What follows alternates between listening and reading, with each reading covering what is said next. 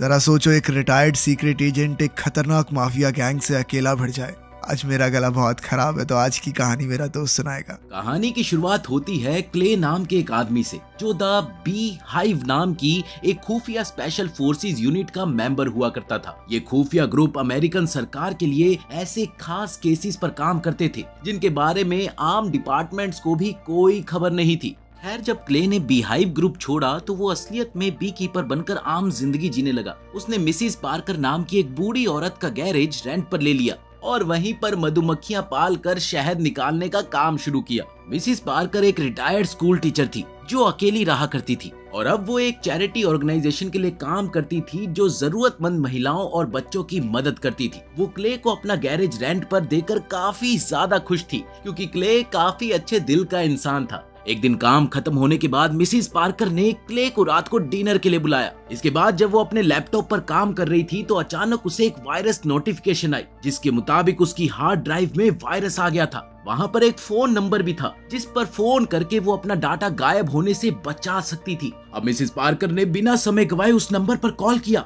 और वो फोन सीधा एक साइबर अपराधी गिरोह को जा लगा। ये गुंडे एंटीवायरस कंपनी के भेस में भोले भाले लोगों का पूरा बैंक अकाउंट खाली कर देते थे। अब जैसे ही मिसिस पार्कर ने फोन किया तो हैकर्स की टीम ने उनका कंप्यूटर हैक कर लिया और अब वो आसानी से उनकी सारी बैंक डिटेल्स देख पा रहे थे। वहीं मिसिस पार्कर को वायरस और डाटा गायब होने के बारे में कोई खास जानकारी नहीं थी, इसीलिए वो मैनेजर कार्नेट से इसे ठीक करने के बारे में बात कर रही थी। उसे समझ नहीं आ रहा था कि उसके लैपटॉप पर अपने आप विंडोज कैसे खुल रही थी। खैर, कार्नेट ने उसे समझाया कि ये सब कंपनी के वायरस हटाने के प्रोसीजर में शामिल है। इसके बाद कार्नेट ने मिसिस पार्कर से उनके बैंक अकाउंट की जानकारी मांगी। क्या आप अपने बैंक अकाउंट्स की जानकारी दे सकती हैं? और मिसिस पार्कर ने उसे जानकारी भी दे दी। तो कार्नेट ने कंपनी की तरफ से उसके अकाउंट में $50,000 भेज दिए, जिसे देखकर मिसिस पार्कर काफी ज्यादा हैरान हुई। $50,000! अरे उसे देखकर तो किसी की भी आंखें फटी की फटी रह जाए।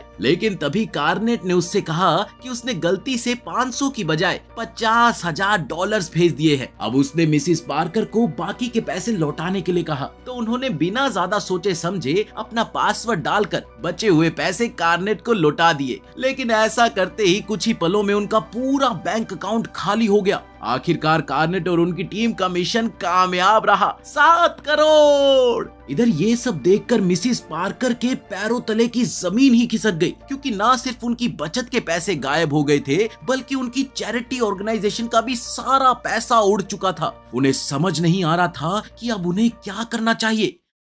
वहीं दूसरी ओर क्ले ने मधुमक्खियों का शहद निकालकर एक कांच के जार में रखा ताकि वो इसे मिसिस पार्कर को तोहफे में दे सके। मगर जब रात को वो डिनर के लिए उनके घर पहुंचा तो उसे एहसास हो गया कि जरूर यहाँ कुछ बुरा हुआ है। उसने बड़ी सावधानी बरती, फिर रसोई से एक चाकू उठाया और जैसे ही वो लिविंग रूम में पहुंचा तो उसने एक बहुत ही खतरनाक मंजर देखा। मिसिस पार्कर की मौत हो चुकी थी और उनकी कुर्सी के पास एक बंदूक गिरी हुई थी। उसी पल अचानक वेरोना नाम की एक FBI एजेंट वहां पर आ पहुंची और उसने क्ले पर बंदूक तान दी। Hands up! अब वेरोना को शक था कि मिसिस पार्कर की मौत में क्ले का हाथ है, और सबसे बड़ी बात तो ये थी कि मिसिस पार्कर वेरोना की माँ थी। अब वेरोना ने बिना समय गवाए पुलिस को बुलाया और मिसिस पार्कर के घर की अच्छी तरह से जांच की। इसके बाद पुलिस वाले क्ले को पूछताछ के लिए पुलिस स्टेशन ले गए। अब इधर वेरोना ने अपनी माँ को खोने के गम के बावजूद भी इस मामले की तह तक जाने की ठान ली थी। अब वो खुद घर की छानबीन कर रही थी तो उसने देखा कि उसकी माँ का सारा बैंक अकाउंट खाली हो चुका है और वेरोना समझ गई थी कि उसकी माँ साइबर अपराधियों के चंगुल में फंस गई थी। अब ये बिल्कुल साफ हो गया था कि मिसिस पार्कर की मौत कोई मर्डर नहीं था, क्योंकि वो अपना और चैरिटी का सारा पैसा खोने का दुख नहीं सह सकी। आखिरकार पुलिस ने क्ले को छोड़ दिया और अगले ही दिन जब वो अपने घर पहुंचा तो वेरोना उससे मिलने गई। वो उस पर अपनी माँ की मौत का जिम्मेदार होने का इल्जाम लगाने के लिए उससे माफी मांगने के लिए आई थी। फिर उसने क्ले को साइबर अपराधी गिरोह के बारे में बताया जो एंटीवायरस कंपनी के भेस में मासूम लोगों का फायदा उठा रहे थे। वेरोना ने कहा कि ये गैंग कई साल से FBI को चकमा देकर भाग रही है और अब तक FBI के हाथों इनका कोई भी नामो निशान नहीं लगा है। अब जब क्ले को इसके बारे में पता चला तो उसने तुरंत बी कीपर से बात की और उन्हें इस गैंग को पकड़ने का जिम्मा सौंपा। उसने ये ठान लिया था कि वो किसी भी हालत में मिसिस पार्कर को न्याय दिलाकर रहेगा। अब जल्द ही बी कीपर्स अपने काम में जुट गए और इधर उधर से सारी जानकारी इकट्ठा करके इस गिरोह पर रिसर्च करने लगे और फिर कुछ ही समय में उन्होंने कार्नेट की इस फ्रॉड कंपनी की जानकारी निकालकर क्ले को सौंप दी।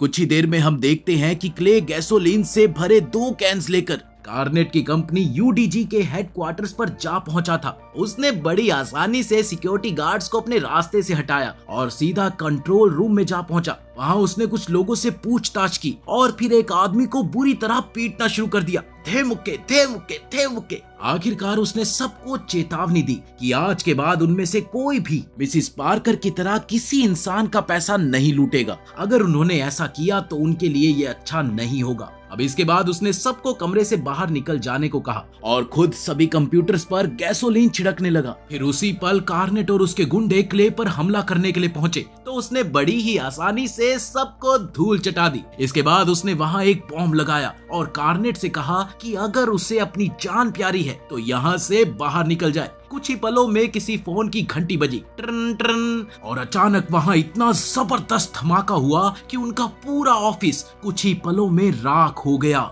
अब सब कुछ तबाह होने के बाद कार्नेट ने तुरंत अपने बॉस डैन फोर्थ को खबर की। उसने कहा कि बी कीपर नाम के एक आदमी ने उनके सिक्योरिटी गार्ड्स को मारा और पूरे हेडक्वार्टर्स में बॉम्ब धमाके करके उसे मिट्टी में मिला दिया। अब ये सुनते ही डैनफोर्थ गुस्से से तिलमिला उठा और उसने कार्नेट को कुछ गुंडे बुलाकर क्ले का काम तमाम करने का हुक्म दिया। वहीं दूसरी ओर वेरोना को भी यूडीजी हेडक्वार्टर्स में धमाके होने की खबर मिली तो ये सुनकर उसे मन ही मन में थोड़ी सी तसल्ली मिली। फिर अगले दिन जब क्ले अपने बी फार्म में काम कर रहा था तो कार्नेट और उसके गुंडों ने क्ले के घर का पता ढूंढ निकाला। अब जैसे ही क्ले अपने फार्म से निकला तो कार्नेट और उसके गुंडों ने क्ले के फार्म के सभी छत्ते बर्बाद कर दिए। इसके बाद उन्होंने क्ले का पीछा किया पर सच तो ये था कि क्ले उनके इरादों के बारे में पहले से ही जानता था और वो उनका मुकाबला करने के लिए बिल्कुल तैयार था। जैसे ही गुंडे क्ले के घर पहुंचे तो उन्होंने क्ले पर अचानक हमला बोल दिया, मगर क्ले भी कोई कच्चा खिलाड़ी नहीं था भाई साहब। उसने पूरी ताकत के साथ उनका सामना किया और सभी गुंडों को मौत के घाट उतार दिया। फिर क्ले ने जानबूझकर कार्नेट की जान बख्श दी और सिर्फ उसकी उंगलियां काटकर उसे जिंदा छोड़ दिया। अब मौका मिलते ही कार्नेट तो वहां से दुम दबाकर भाग निकला। इसी दौरान वेरोना यूडीजी के एक आदमी से पूछताछ कर रही थी तो उसे अपनी माँ के घर आग लगने की खबर मिली। वो सब कुछ छोड़कर तुरंत उनके घर पर पहुंची, जहां जाकर उसे पता चला कि क्ले के गैरेज को जलाकर राख कर दिया गया था। अब एफबीआई ऑफिसर को वहां मिली लाशों में से एक यूडीजी कंपनी का आईडी कार्ड मिला। ये देखते ही वेरोना समझ गई कि यूडीजी कंपनी के केस में क्ले का ही हाथ था। वहीं दूसरी ओर जब कार्नेट अपनी जान बचाकर भागा तो उसने तुरंत डैनफोर्थ को खबर की कि वो क्ले को मारने में नाकामयाब रहे और क्ले ने बड़ी बेरहमी से उसकी उंगलियां काट डाली। अब ये सुनते ही डैनफोर्थ गुस्से से आग बबूला हो उठा। उसे समझ आ गया था कि क्ले कोई मामूली आदमी नहीं है। अब उसी समय अचानक क्ले कार्नेट के सामने आ गया और उस पर हमला बोल दिया। क्ले ने उसे बेल्ट से बांधकर अपनी गाड़ी के बम्पर से बांध दिया और गाड़ी चला दी, जो कार्नेट को लेकर सीधा पानी में जा गिरी। इधर इस सब के दौरान डैनफोर्थ अब भी फोन पर था। तब क्ले ने कार्नेट का फोन उठाकर डैनफोर्थ से कहा कि वो तैयार रहे क्योंकि जल्द ही वो हिसाब बराबर करने के लिए उस तक पहुंचने वाला है। उधर हम देखते हैं कि वेरोना और उसका साथी मैट यूएसए सरकार के डेटाबेसेस में से क्ले की असलियत की जानकारी निकालने की कोशिश में लगे हुए थे, लेकिन काफी समय बाद भी उनके हाथ में कुछ नहीं लगा। तब वेरोना ने हिसाब लगाया कि शायद वो किसी खुफिया सरकारी ऑर्गेनाइजेशन का हिस्सा रहा होगा जहां उसकी खास ट्रेनिंग हुई होगी। शायद इस ऑर्गेनाइजेशन के बारे में एफबीआई को भी कोई जानकारी ना हो। इसके कुछ ही देर बाद वेरोना को खबर मिली कि यूडीजी के मैनेजर कार्नेट की लाश पानी में क्ले की गाड़ी से बंधी हुई मिली है। अब इधर डैनफोर्थ वेलेस नाम के एक आदमी से मिला जो पहले CIA का मेंबर था। असल में डैनफोर्थ की मां जेसिका यूएसए की नई प्रेसिडेंट बनी थी और वेलेस उनके कहने पर डैनफोर्थ की सुरक्षा कर रहा था। अब जब वेलेस को पता चला कि बी कीपर नाम का कोई आदमी डैनफोर्थ के पीछे पड़ गया है तो वो तुरंत अपने काम पर लग गया। उसने CIA डायरेक्टर जेनेट को फोन करके क्ले के बारे में जानकारी निकालने का जिम्मा सौंपा। तब जेनेट ने उसे बताया कि क्ले बी कीपर्स ग्रुप से रिटायर हो चुका है। अब उसी समय वेलेस ने जेनेट को क्ले को जान से मारने का हुक्म दे दिया। फिर इसके बाद जेनेट ने बी कीपर्स ग्रुप से बातचीत की और एना नाम की लड़की को क्ले का काम तमाम करने की जिम्मेदारी सौंपी। बाद में जब क्ले एक गैस स्टेशन पर गैस भर रहा था तो अचानक एना ने वहां जाकर उस पर ताबड़तोड़ गोलियां बरसा दी। पर क्ले ने भी उसका डटकर सामना किया। आखिरकार उसने एना की भी उंगलियां काट कर उसे जिंदा जला दिया और इसी वजह से पूरे गैस स्टेशन में जबरदस्त धमाका हो गया। अब और ऑफिसर्स की जान ना जाए इसलिए बी कीपर्स ने CIA को संदेश भेजा कि अब वो क्ले का पीछा नहीं करेंगे। वहीं जेनेट ने ये संदेश वेलेस को भेजा जिसका मतलब ये था कि CIA और बी कीपर्स दोनों क्ले के मामले से दूर रहेंगे। ये सुनने के बाद वेलेस के पास कोई चारा नहीं था, इसीलिए उसने ये मामला अपने हाथों में लेने का फैसला किया। उसने स्पेशल फोर्सेस के मेंबर्स की एक टीम बनाई और उन्हें बी कीपर्स ऑर्गेनाइजेशन के बारे में बताया। उसने कहा कि क्ले एक मनचला एजेंट है जिसकी हरकतों की वजह से आम लोगों की जान को बहुत खतरा है और इसी वजह से उन्हें किसी भी हाल में क्ले को जान से मारना होगा। खैर फिर अगले दिन वेरोना और मैट तबाह हो चुके गैस स्टेशन पर पहुंचे तो उन्हें एना की जली हुई लाश मिली। ऐसा लग रहा था कि एना किसी खुफिया सरकारी ऑर्गेनाइजेशन का हिस्सा थी, मगर वेरोना ये नहीं जानती थी कि वो क्ले को मारने क्यों आई थी। वहीं दूसरी ओर क्ले ने एना की कटी हुई उंगलियों की मदद से उसके घर का लॉक खोला और उसका कंप्यूटर हैक कर लिया। फिर उसने कार्नेट के फोन का सिग्नल ट्राई किया और जल्द ही उसने डैनफोर्थ की लोकेशन का भी पता लगा लिया। इसके बाद उसने एना के घर से कई हथियार और बॉम्ब्स इकट्ठे किए और अपने मिशन के लिए निकल पड़ा।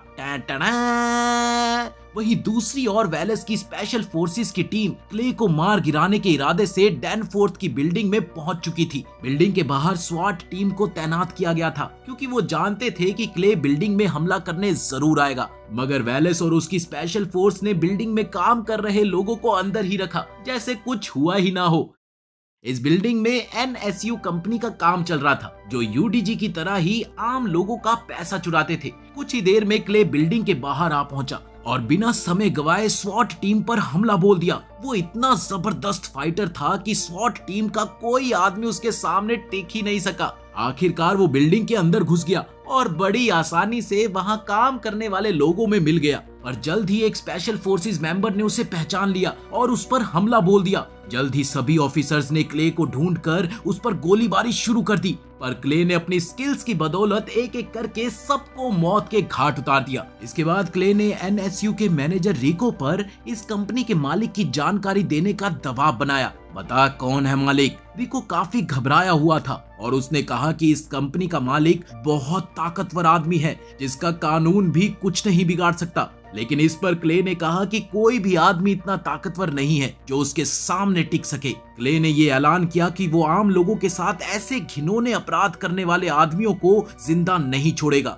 आखिरकार रिको ने अपनी जान बचाने के लिए अपने मालिक का नाम पता बता ही दिया, लेकिन उसी समय वेरोना और उसकी टीम ने वहां आकर क्ले पर हथियार तान दिए, पर इस बार भी क्ले बच निकलने में कामयाब रहा। खैर फिर जल्द ही वेरोना और मैट को पता चला कि UDG और NSU जैसी कंपनीज जो आम लोगों का पैसा चुराती है उनका मालिक US प्रेसिडेंट का बेटा डैनफोर्थ ही है। अब वेरोना को एहसास हुआ कि क्ले की वजह से सिर्फ डैनफोर्थ ही नहीं बल्कि US प्रेसिडेंट जेसिका को भी जान का खतरा है। अब इसकी खबर मिलते ही डेप्यूटी डायरेक्टर प्रिग ने वेरोना और मैट को क्ले को पकड़कर लाने की जिम्मेदारी सौंपी और वहीं स्वैट टीम ने प्रेसिडेंट और उनके परिवार की सुरक्षा बढ़ा दी। फिर अगले दिन वेरोना और मैट सिक्योरिटी सर्विस एजेंट्स के साथ US प्रेसिडेंट और उनके बेटे को सुरक्षा देने के लिए पहुंचे। आज वो बीच किनारे अपने बंगलों में एक चैरिटी प्रोग्राम करने वाले थे। अब FBI और खुफिया सिक्योरिटी सर्विस के वहां होने के बावजूद भी वेलेस डैनफोर्थ की सुरक्षा के लिए चिंता में था। अब इसी वजह से उसने कुछ महान फाइटर्स की टीम को बुलाया जिनका कैप्टन था लज़ारस। लज़ारस ने बताया कि वो पहले भी एक बी कीपर को मार चुका है और इस लड़ाई में उसकी एक टांग कट गई थी। वहीं दूसरी ओर हम देखते हैं कि क्ले ने बड़ी आसानी से एक ड्रेनेज सुरंग के जरिए ट्रक के नीचे छिपकर वो डैनफोर्थ के बंगले में घुस आया था। जल्दी उसने एक स्वॉट ऑफिसर को मार डाला और फिर सभी गाड़ियों में बॉम्ब्स लगाकर अपना भेस बदल लिया और इस वजह से वो बड़ी आसानी से चैरिटी प्रोग्राम के लोगों में घुल मिल गया। उधर प्रेग ने प्रेसिडेंट जेसिका को खबर दी कि आम लोगों के साथ फ्रॉड कर रही कंपनीज का मालिक उनका बेटा डैनफोर्थ ही है। फिर जेसिका का माथा थनका और जेसिका को एहसास हुआ कि उसके कैंपेन का सारा पैसा भी इसी गैर कानूनी तरीके से आया था। अब ये सब कुछ जानकर तो वो गुस्से से लाल पीली हो गई।